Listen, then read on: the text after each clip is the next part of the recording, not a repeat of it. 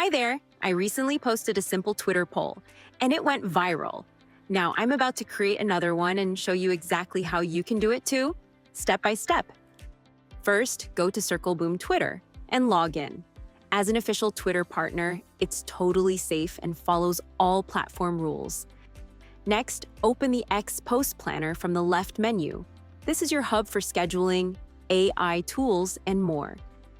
Now, type your poll question and click Add Poll to start building it. You can add up to 4 answers and set the duration, just like on Twitter. Here's the key. Use Circleboom's AI to rewrite, shorten, or add hashtags to your poll.